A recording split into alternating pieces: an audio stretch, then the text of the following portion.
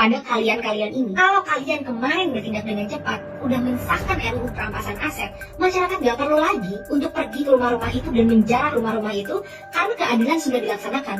Tapi saat keadilan tidak dilaksanakan, yang terjadi adalah dipertemukan dengan amarah, yang terjadi adalah kita ingin mengadili orang-orang itu sendiri. Ini yang sebenarnya kita takutkan dari adanya kesenjangan sosial yang begitu besar. Ini yang kita takutkan dari adanya sikap petatan-petentek, sombong dan gila hormat, karena itu semua menanamkan kebencian yang ada di hati masyarakat, dan mereka menunggu saat yang tepat untuk akhirnya bisa bertindak. Segera sahkan RUU perampasan aset sebelum kemarahan masyarakat semakin membabi buta.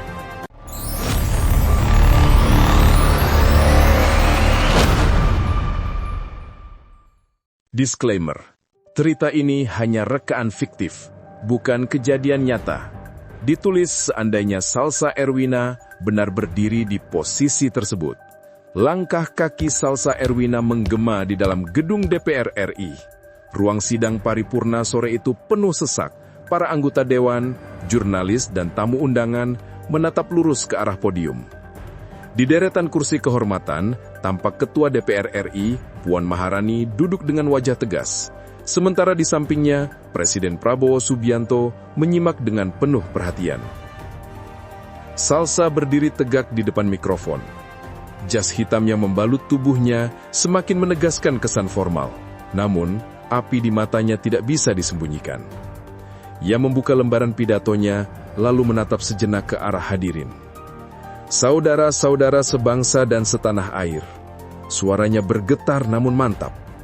Hari ini, kita berada di titik krusial dalam sejarah Republik ini.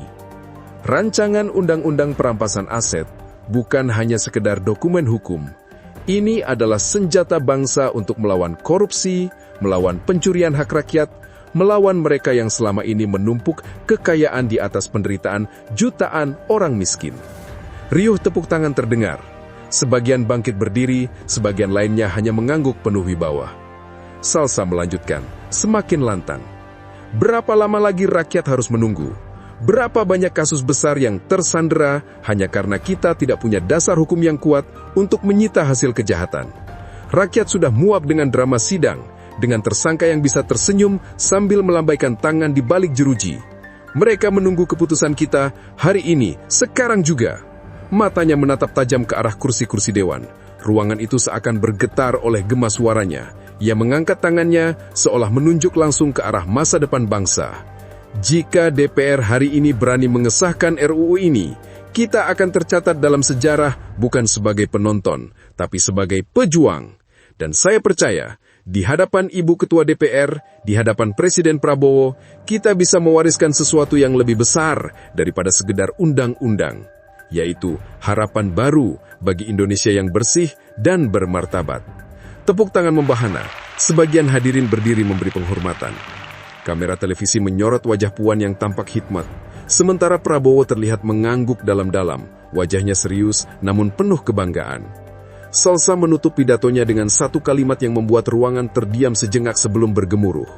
Bukan harta, bukan kuasa, tapi keadilanlah yang akan menyelamatkan Republik ini.